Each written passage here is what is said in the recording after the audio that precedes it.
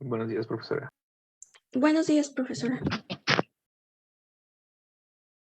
Bien, chicos, ¿se acuerdan que la última vez que nos vi la clase, creo que fue la semana pasada, les pedí el concepto de territorio? ¿Ya lo tienen?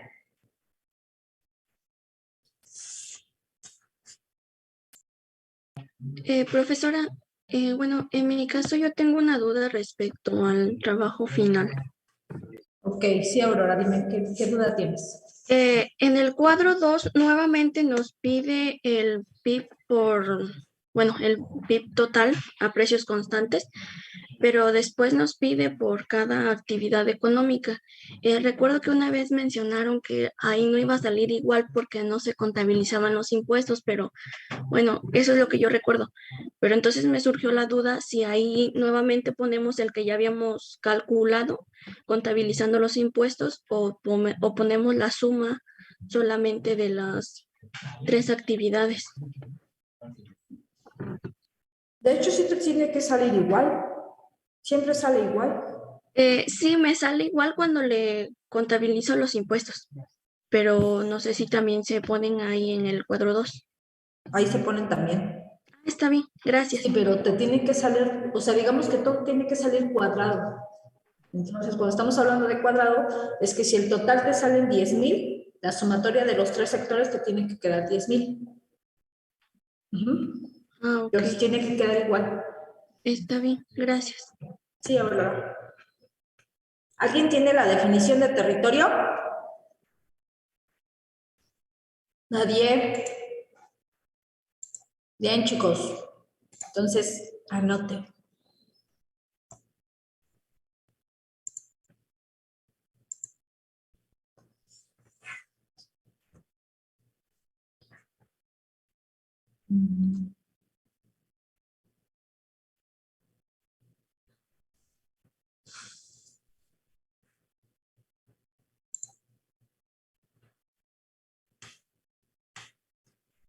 Más que nada, el territorio es una extensión de terreno específica que suele estar delimitada. Es decir, vamos a tener delimitaciones, por ejemplo, en nuestro caso tenemos frontera con Estados Unidos, tenemos frontera con Guatemala y con Belice. Es decir, nuestro territorio está bien definido. Tenemos hasta cierto punto una ventaja con respecto a otras naciones porque nuestras fronteras sí están bien definidas en el sentido de, en Estados Unidos, bueno, Estados Unidos colocó una barrera, pero a la vez tenemos en alguna zona el río Bravo y ese río nos divide un territorio con respecto al otro. En el caso de Chiapas, también tenemos un río que divide esa parte.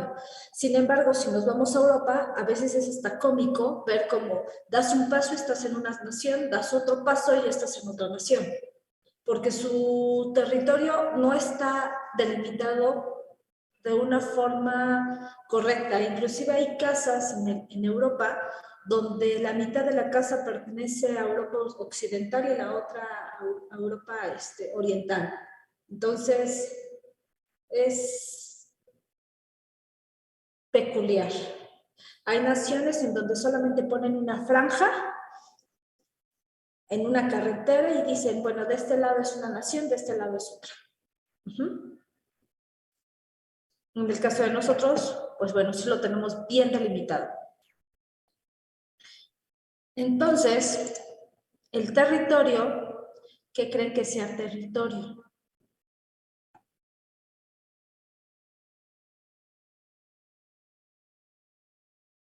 ¿Qué creen que sea territorio? Es muy, muy importante que tengamos bien esa definición de territorio porque vamos a entender aún más económicamente hasta dónde podemos llegar. Nuestros derechos internacionales también. ¿Nadie? ¿Se podría decir que que es una propiedad, que es propiedad de alguien?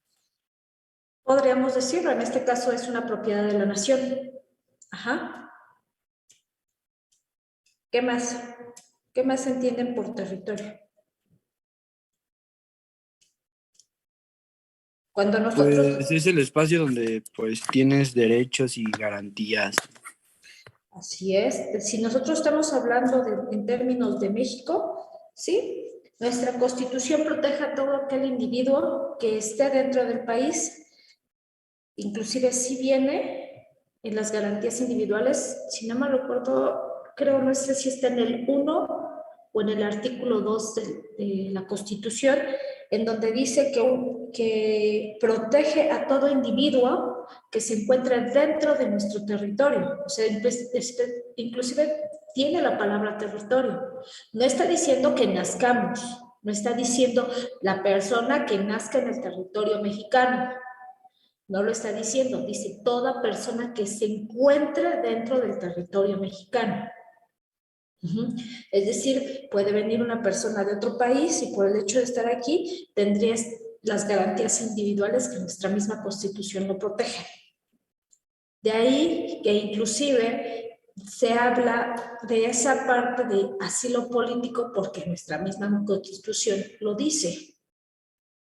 Sin embargo, pues si tienes que seguir muchas leyes pues, para que tú puedas estar dentro del país. Y eso es lo cuestionable. Muchos inmigrantes de Centroamérica principalmente, no de Sudamérica, principalmente son de Centroamérica, no quieren seguir nuestras reglas en el sentido de tener un control, en el sentido de tener un registro de su estadía en México. Básicamente eso es lo que les están pidiendo, un registro para su estadía. No les están negando la entrada a México. A menos de que tengan antecedentes penales, yo creo que ahí es a donde les detuvieran esa parte de no entras a la Ciudad de México. Más bien, no entras a México. Entonces, también estamos viendo, y la definición más próxima de territorio,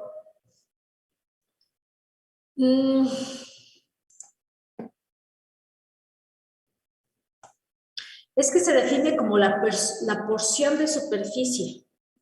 Es decir, sobre todo anteriormente el concepto se refería mucho a la extensión de tierra. Sin embargo, extensión de tierra que pertenece a un país, región, provincia, alcaldía, municipio, etc. Sin embargo, todos los países tienen un territorio aéreo, o lo que le conocen como espacio aéreo. De ahí que muchos dicen, es que tal país está invadiendo mi espacio aéreo. Porque es parte de su territorio. Obviamente tienen un territorio terrestre, todos, ahí sí todos, y algunos países tienen un territorio marítimo. O litrófe, creo que sí se llama litrófe. Es decir, un país que tenga costas, como es el caso de nosotros, como es el caso de México, que nosotros tenemos costas tanto en el Pacífico como en el Atlántico. Entonces, de ahí se deriva la extensión. ¿Me pueden decir la extensión territorial de México?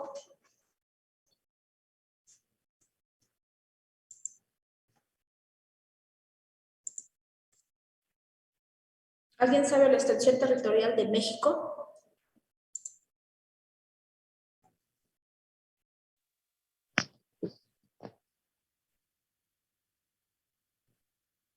Dice que son 1973 millones de kilómetros cuadrados. ¿Cuánto? 1973 millones de kilómetros cuadrados. No, es 1.964.375 kilómetros cuadrados. Por eso me quedé así de, ¿1,000? No, no es 1,000, es 1,000,000. De los cuales 1.959.248 kilómetros cuadrados son de territorio o de superficie continental, es decir, de tierra, y 5.127 kilómetros cuadrados son de superficie insular, es decir, superficie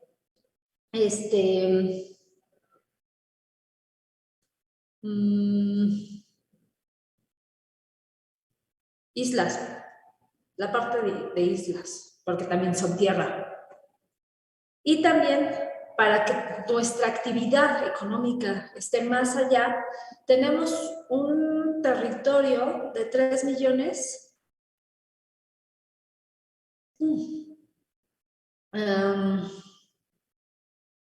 149.920 kilómetros, y esa sería nuestra parte acuífera. Es decir, que en total,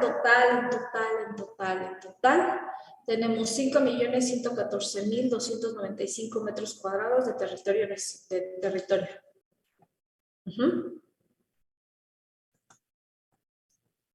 Anotan esos datos, es muy importante. ¿Quieren que se los repita o se los escribo?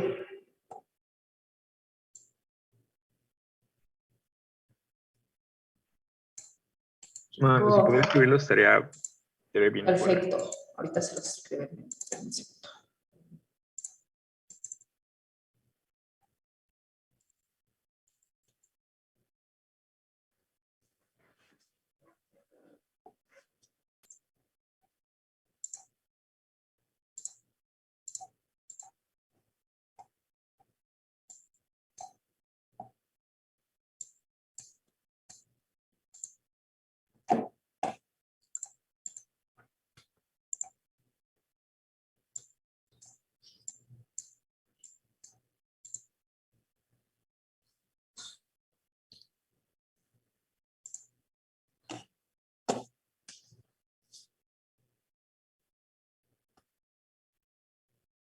¿Ya tienes la definición de residencia?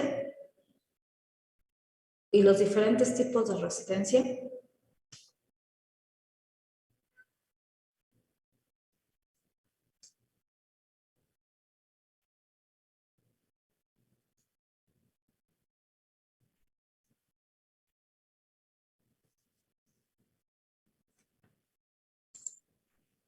A ver, el territorio, la extensión territorial es de 1.964.275 metros, kilómetros cuadrados.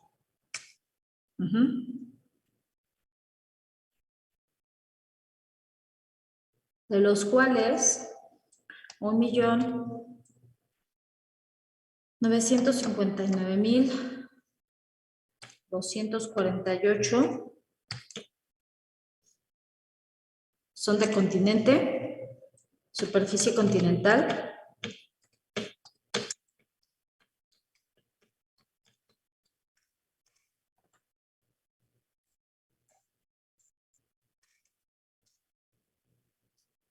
Y 5.127 kilómetros cuadrados son de insular, superficie insular.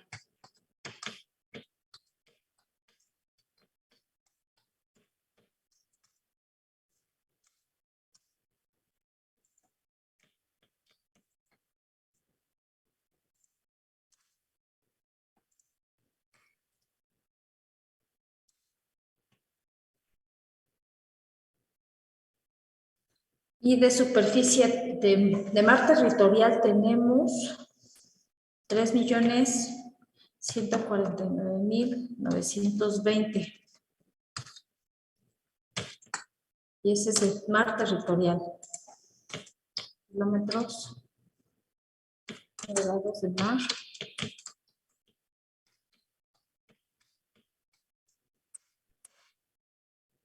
Y en total, ahora sí, de superficie total del país, tenemos 5.114.295 kilómetros cuadrados.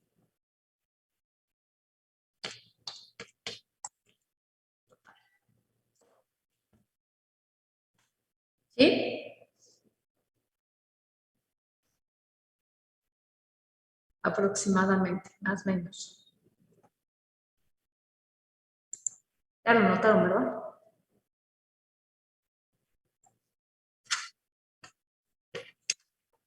Sí, profesora. Chicos, ya vamos a terminar el curso, ya. Vamos a hacer. Échenle más ganas. Ya van a regresar a la escuela. De forma normal y todos los días.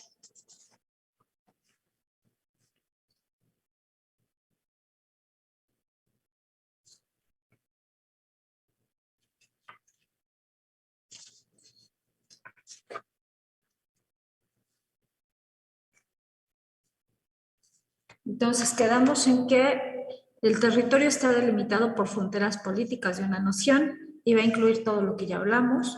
Las flotas, barcos de pesca, plataformas flotantes y demás. También, muchas de ellas están en aguas internacionales. Cuando están en aguas internacionales, el hecho de que tenga una bandera de México, entonces es parte de México. Ajá. Instalaciones de petróleo, de gas, plataformas dedicadas a actividades de extracción. Dependiendo, ahí sí va a depender del mar territorial. Y es por eso que nosotros tenemos varias plataformas para poder explotar petróleo a nivel mar. Eso es parte de nuestro mar territorial y está dentro de nuestro territorio.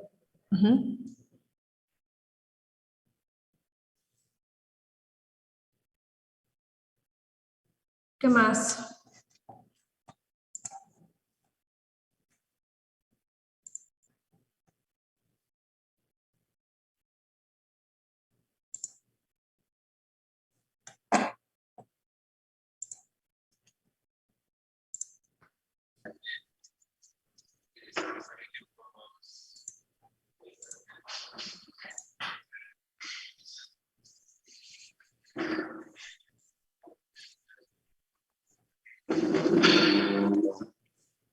Residencias. ¿Alguien ya tiene algo de residencia?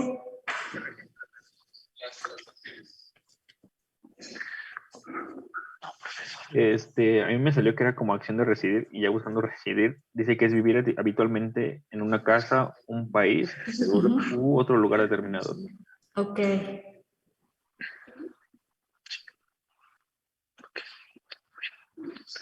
En parte tienes toda la razón.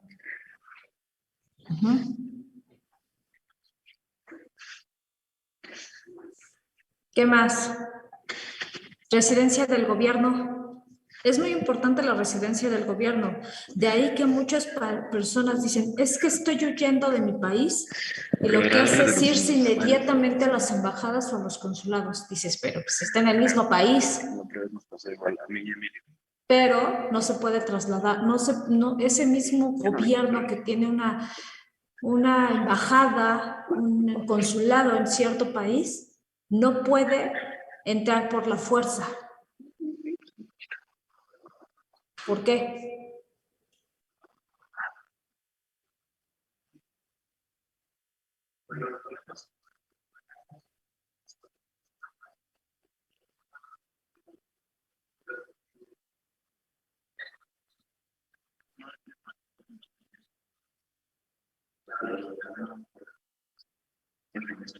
Chicos, ¿por qué? ¿Puede repetir la pregunta, por favor, profesor? ¿Qué pasa cuando, por ejemplo, estoy, y creo que le pasó al responsable de Wikileaks, creo, algo así, que tengo entendido. En el sentido de, estaba en un país, no recuerdo cuál, en donde iba a ser arrestado por toda la filtración que hizo de información confidencial de algunas naciones, en donde se le considera hasta cierta manera criminal.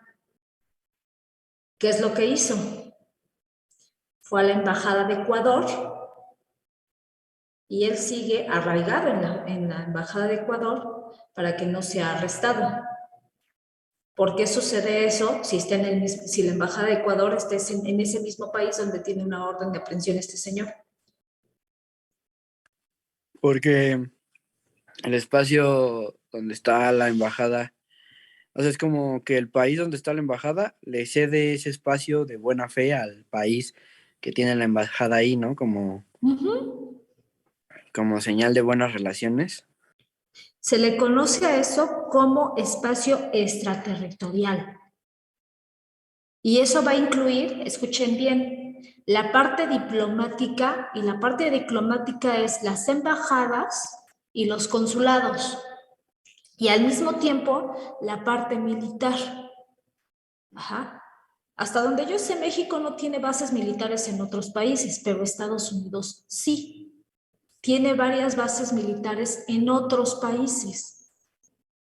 Uh-huh.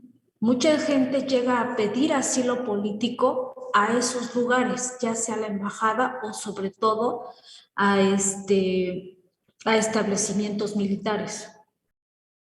Uh-huh. Una invasión, ya sea federal, municipal o otro, hacia ese tipo de establecimientos se considera una agresión e inclusive hasta una declaración de guerra, porque se supone que no pueden invadir o transferir las fronteras de ese espacio. Es una casa, no importa, pero esa casa pertenece y es parte de un territorio extraterritorial de las naciones. Uh-huh.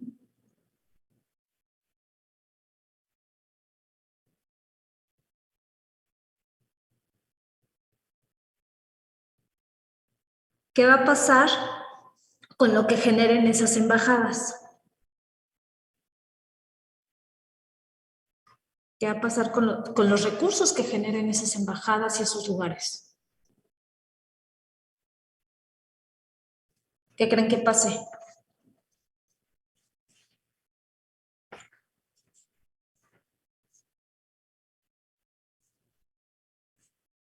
Pues depende de las relaciones que tenga el país con la embajada, ¿no?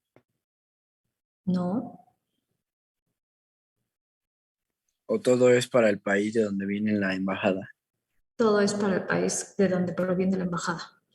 Nosotros, recuérdense que regularmente ellos no producen, pero sí nosotros, como parte de México, sí les tenemos que pagar sus sueldos y salarios. Uh-huh. Sí le tenemos que pagar sus pagos, sus sueldos y salarios. Ese tipo de sueldos y salarios se registran como servicios de factores prestados por el extranjero a la economía. Uh-huh. Son servicios prestados al extranjero para la economía. O sea, son parte y los podemos catalogar dentro de una balanza de pagos. Uh-huh. Es decir, se los paga su país de origen, no se los paga el país donde está la embajada. Por ejemplo, si ustedes van, creo que varios de ustedes tienen visa. Varios de ustedes tienen un pasaporte y una visa a Estados Unidos, donde ustedes van, visitan familiares, pasean y demás. El hecho de que ustedes hayan ido a la embajada de Estados Unidos es como si hubieran entrado a un pedacito de Estados Unidos. El salario que genera todo ese personal que te va a dar una visa para ir a Estados Unidos, no lo pagamos nosotros o no lo paga el gobierno de México, lo paga el gobierno de Estados Unidos. Directamente lo va a pagar el gobierno de Estados Unidos. Ellos generan recursos, claro que generan recursos. ¿Cómo generan recursos? Cuando tú vas y solicitas una cita, nada más la cita, para obtener una visa, si no mal recuerdo, no me acuerdo si creo que pagas $100 por la cita, si no mal recuerdo. Si alguien la acaba de sacar, por favor, si alguien me pudiera apoyar, pero si no mal recuerdo, creo que si eran $100 o $150. Esos son recursos que la embajada está generando, pero que no se va a ver reflejado en México. Se va a ver reflejado en las finanzas de Estados Unidos, no en las de México, a pesar de que vamos a Reforma, aquí cerquita, a solicitar una visa.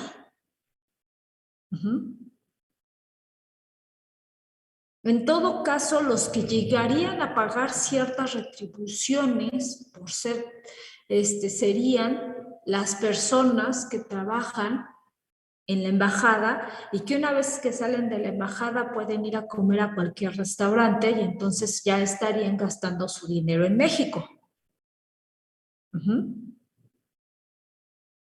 Pero al ser diplomáticos,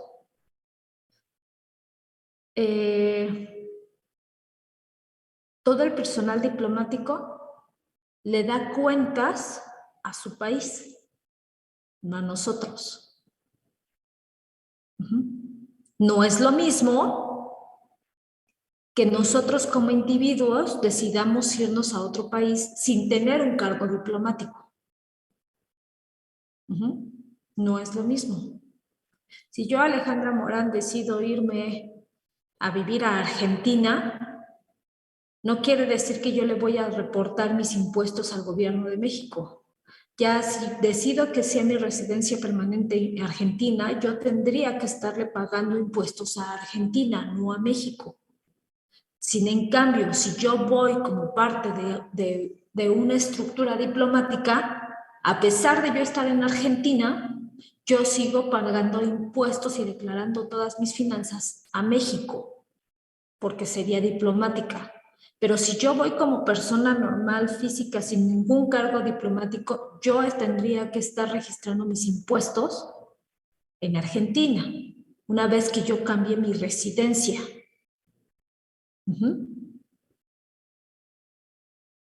¿Sí se entiende esa parte? ¿Pero a los diplomáticos les paga su país de origen o Sí. No, país les al que paga van? no, su país de origen es el que les paga. Ok, gracias. Sí, los diplomáticos les paga su país de origen. Es a lo que yo les explicaba. La Embajada de Estados Unidos, a pesar de que está aquí en Reforma, el sueldo de ellos lo paga Estados Unidos. A ver, desde hoy, los 16 hasta los $265. Wow. Y solamente es la cita, aparte es la visa, porque no porque tú pagues ese dinero quiere decir que ya vas asegurando que te van a dar la visa. ¿Sí?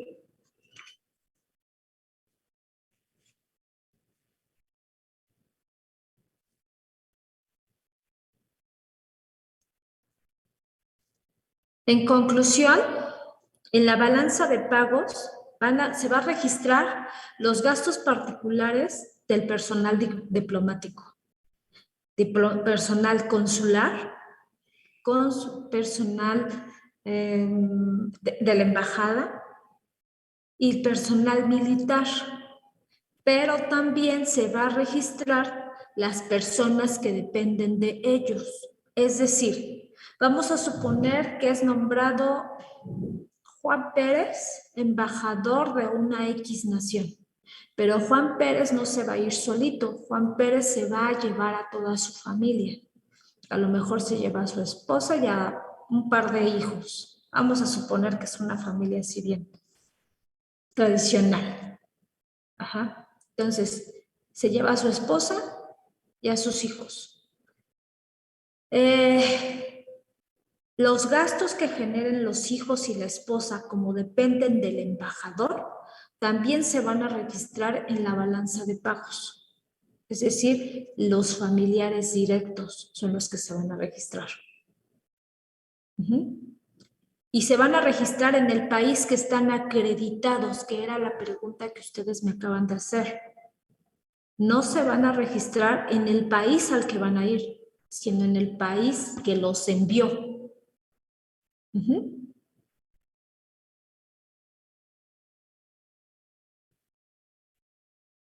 Obviamente, abarca los suministros, los muebles de oficina, abarca la compra de algún edificio como parte de una embajada, como parte de un consulado, automóviles oficiales, Y en muchas ocasiones ustedes van a llegar a ver placas especiales donde dice como estructura diplomática.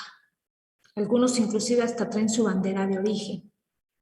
Eso quiere decir que son automóviles que, por ejemplo, un oficial de tránsito no lo puede detener, a menos de que cometa algún ilícito que produzca la muerte de alguien. Ahí sí lo podría detener y tendría México que hacer muchas cuestiones desde el punto de vista diplomático, porque ya estaríamos hablando de cuestiones ya donde tendría que intervenir nuestro secretario de Relaciones Internacionales, secretario Ebrard.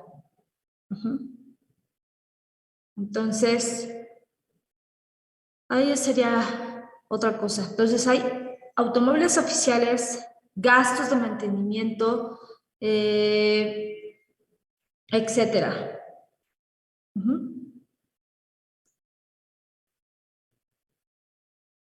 ¿Sí se entiende toda esa parte?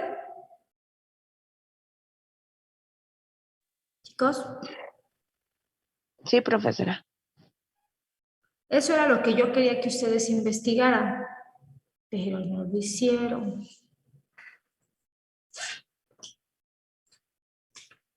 ¿Y por qué es importante? Porque no dudo que alguno de ustedes el día de mañana, es decir, en un par de años, me digan, es que voy a ser embajador. Y me encantaría que me dijeran, voy a ser embajador de cierto país. La verdad, para mí sería genial que alguno de ustedes lo dijera.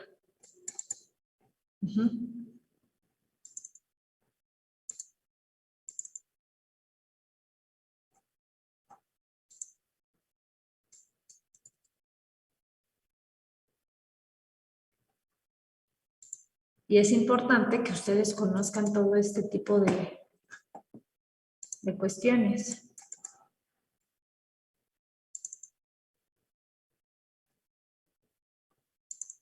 Ya les hablamos de los 5 terms.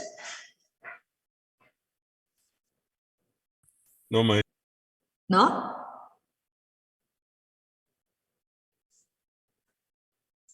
Bueno, ahorita que terminemos de ver residencia, les hablo de los 5 terms. Ya les doy algunas definiciones de los 5 terms.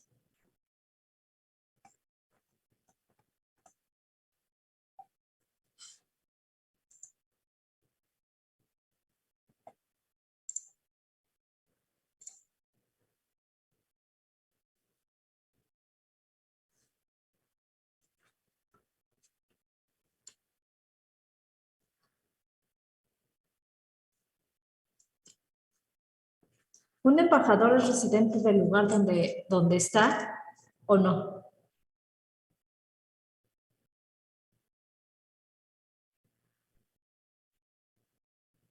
Chicos. Chicos, ¿un embajador es residente del país donde está o no? Pues ahí vive, ¿no? Entonces, pues sí podría ser un residente diplomático. No, es un diplomático. Solamente está cumpliendo con una función que su gobierno de origen le está dando. A menos de que ya se le quite la asignación de ser embajador o cónsul y él decida vivir en México, pero ya como parte de un estilo de vida, de un proyecto de vida, entonces ahí sería ya residente. De tal manera que sigue siendo residente mexicano. Por eso es que nos está reportando todos sus ingresos y egresos a nosotros y no al país en donde está, pero siempre y cuando sea diplomático. Si no es diplomático y él decide vivir en ese país, ya se vuelve residente. ¿Sí?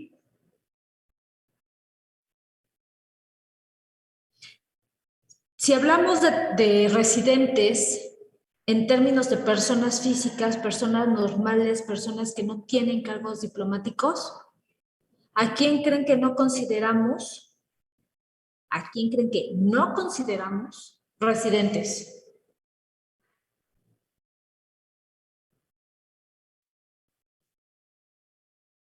¿Quiénes son los que no consideramos residentes?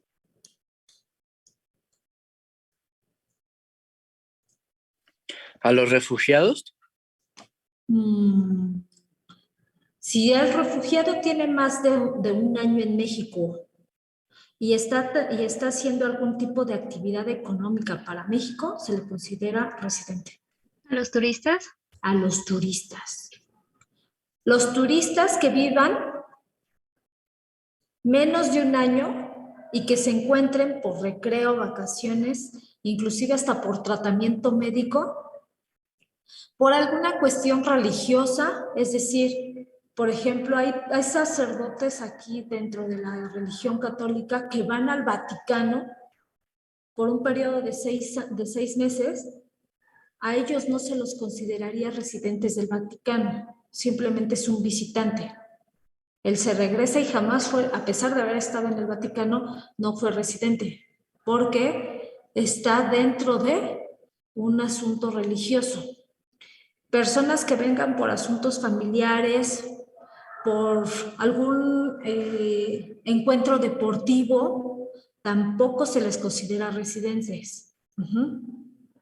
Viajes, por ejemplo, personas, ustedes que quieren ir a hacer una maestría o una especialización en algún otro país, ustedes tampoco serían residentes, son visitantes, más no residentes. Pero es que mi maestría dura 2 años, eres visitante, más no residente. A otras personas que también no se les considera residentes es a los miembros de una tripulación de barcos o aviones que no vivan dentro de nuestro territorio. Allí es a donde abarca el término territorio. ¿Y por qué necesitábamos el término de territorio? Para poder saberlo de la parte de los residentes.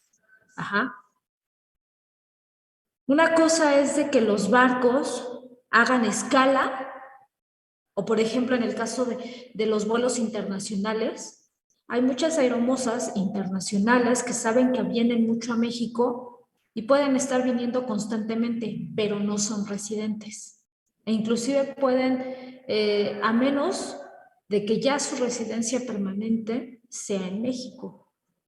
Es decir, que ya tengan un lugar fijo para vivir, que ya estén pagando los impuestos respectivos de ese domicilio, que ya estén, es decir, ya tengan una posición aquí. Si nada más están de paso, por llamarlos de alguna forma, paso nada más, entonces no son residentes. Habíamos quedado de los funcionarios de gobiernos extranjeros o de instituciones internacionales que se encuentren por menos de un año. Ellos no son residentes. Hablamos también de los representantes oficiales, diplomáticos, consulares, de las Fuerzas Armadas y otros que tampoco son residentes. Los trabajadores de temporada que solamente vengan por trabajos estacionales. Es decir, vamos a suponer, pero así vamos mucho a suponer, bien utópico, que vinieran de Estados Unidos. Ahorita por lo que me acaban de comentar, hay pizca de uva en Sonora. ¿Sí era en Sonora o en Sinaloa? Déjenlo checo. Es que hasta foto me mandaron de las uvitas que están recolectando. Que dije, ay, qué ricas se ven esas uvitas. Profesora, yo tengo una duda. Sí. Por ejemplo, cuando estás en un aeropuerto y haces escala, pero no tienes visa del aeropuerto en el que estás... te quedas en el aeropuerto y es no puedes salir, ¿verdad? No, te quedas en el aeropuerto porque es en territorio internacional. Entonces ahí no te pueden deportar, no te pueden hacer, a menos de que pase cierto temporada. O sea, digamos, tienes como un periodo de gracia para quedarte en ese aeropuerto. Ok, pero siempre y cuando permanezcas en el aeropuerto, sí, si sales... o sea, si tocas 1 milímetro de la puerta para afuera, en ese momento puede llegar migración y regresarte a tu país. Ok, gracias. Pero mientras no salgas del aeropuerto, hay veces que nosotros vamos, por ejemplo, sobre todo a Europa y a Asia, donde nuestro mismo pasaporte, nosotros tenemos acceso a cierto número de países sin necesidad de visa. Solamente es nuestro pase de abortar lo único que nos piden. Pero para poder llegar a esas naciones, tenemos que hacer escala en Estados Unidos y de Estados Unidos no nos dio visa.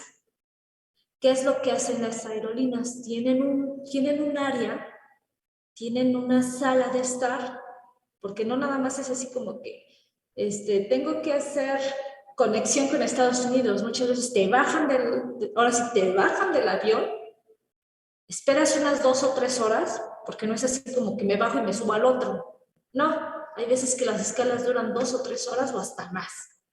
Te dejan en la sala de estar y entonces tú, después de cierto periodo, ya te subes al otro avión que ya te va a llevar a cierto país de Europa o a cierto país de Asia, sin que estuviste en Estados Unidos, pero no puedes salir del aeropuerto porque no te brindaron una visa. Entonces, sí se puede hacer eso, pero no te salgas del aeropuerto porque si no, ahí sí llega migración y te regresa a tu país. Déjame ver, ¿de dónde me mando?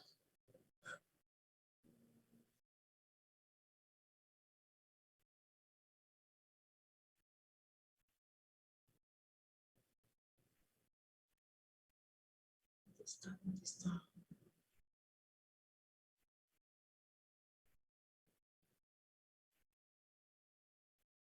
Pues sí está como por Sonora, Sinaloa. Entonces, de hecho, se ven bonitas las uvitas que me mandó.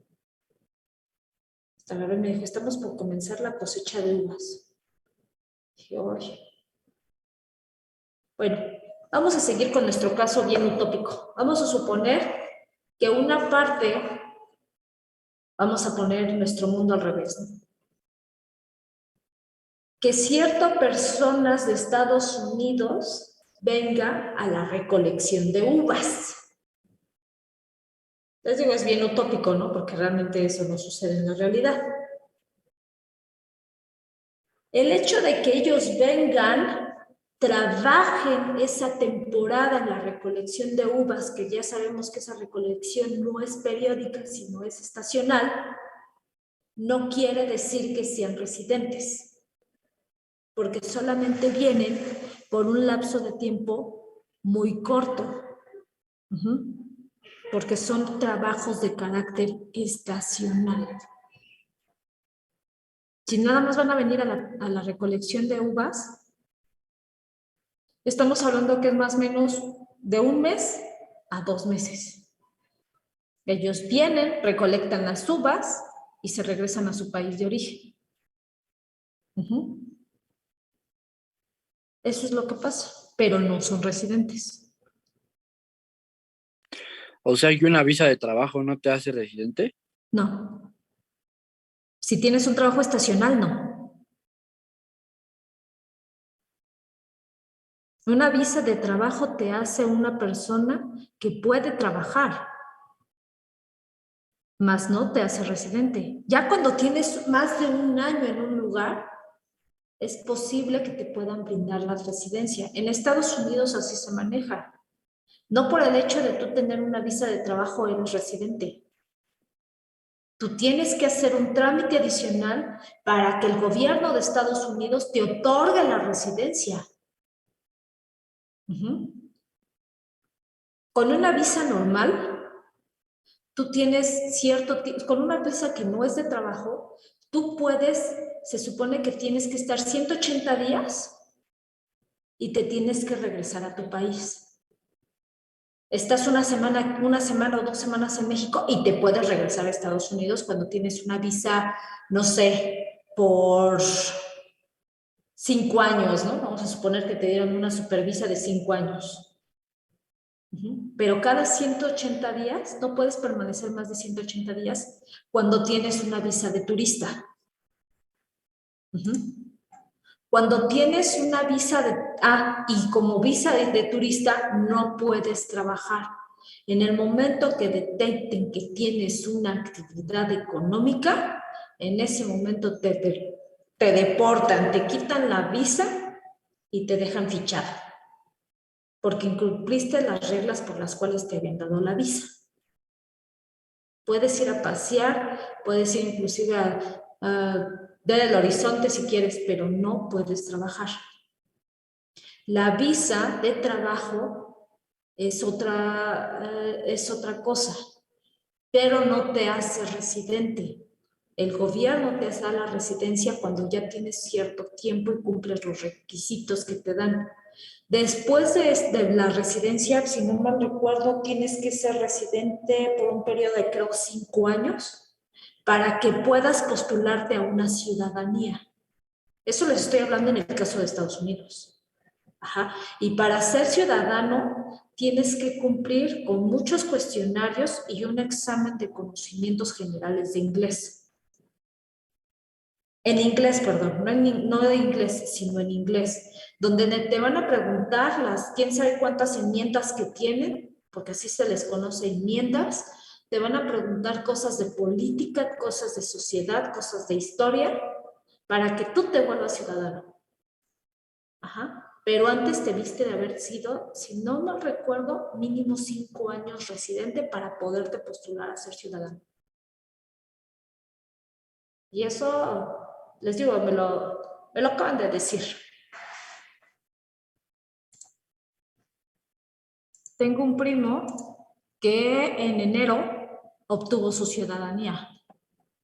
Él es el que luego me explica cómo está, porque él entró con una visa de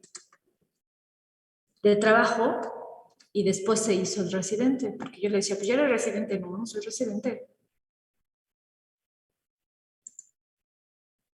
Entonces, ahí habría que ver.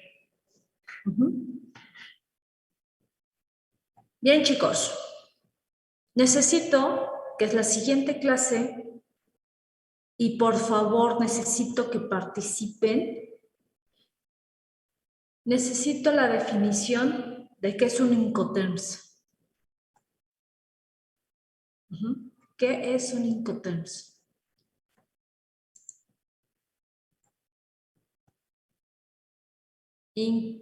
I-N-C-O-T-E-R-M-S, Incoterms. Necesito que me digan qué es un CIF, C-I-F, qué es un CFR, qué es un DDP, un EXW, y el más común y el más, que es un FOB, es decir, un FOB.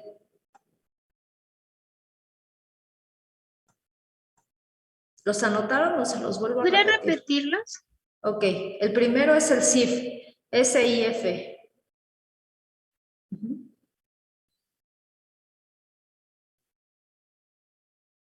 El segundo es el CFR. Tercero, DDP.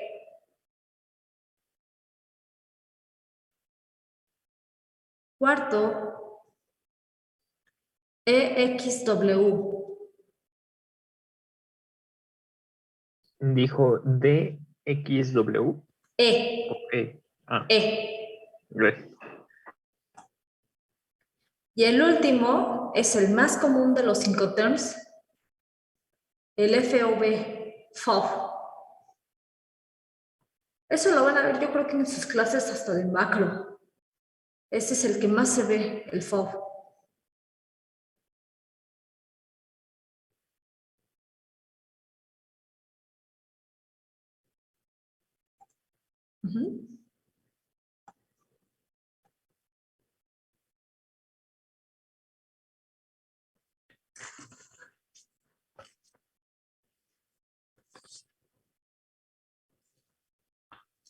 Necesito esa investigación para el día miércoles. Y necesito un voluntario para que exponga un tema. Ve, si hay voluntarios.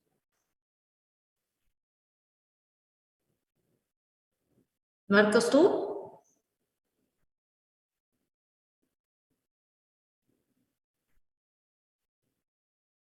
Marcos, ¿expones? Ok. Necesito que expongas el tema. Es un tema que te vas a decir, es que no hay información, es que es un tema chiquitito. Es súper chiquito. Se llama riesgo país. O sea, sí vas a encontrar información, pero no aspiras a encontrar 5 libros, porque la verdad es que no vas a encontrarlos. Es un tema súper, súper chiquitito. Te tardas como 5 minutos en exponer, si no es que menos. De lo chiquito que está el tema. Riesgo país, así es.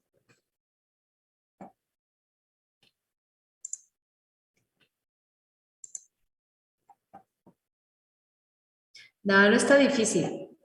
Está muy es que el tema es muy sencillo. Es teórico y lo único que nos tienes que decir por qué se llama riesgo país. Es súper chiquito. Es más, al rato me marcas por WhatsApp y creo que ahí tengo un poquito de información.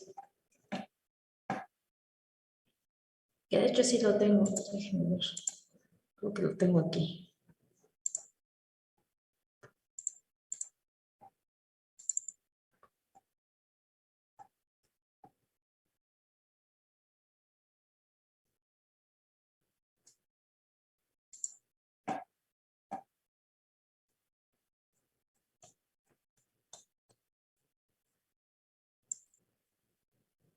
Sí, me marcas. Sí tengo una presentación. De hecho está un poquito hasta grande porque es una presentación que me mandaron unos de tus compañeros y hasta otro tipo de riesgos viene. Me marcas y te paso los datos de la presentación. Y ya si quieres nada más lo actualizas con los datos actuales.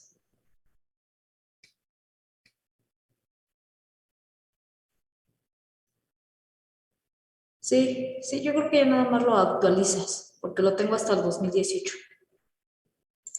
Ya con eso. Al rato me envías mensaje y te envío la presentación para que nada más actualices los datos y ya para que lo presentes por favor el miércoles. Sí, está súper chiquito. No te preocupes, no es tan complicado. Bien, chicos, por favor, les encargo lo de los 5 TERS. Empezamos con riesgo país, después nos vamos con los 5 TERS. Y esto va muy uno con el otro, porque todavía estamos hablando de cuestiones internacionales. Nos vemos el miércoles. Gracias.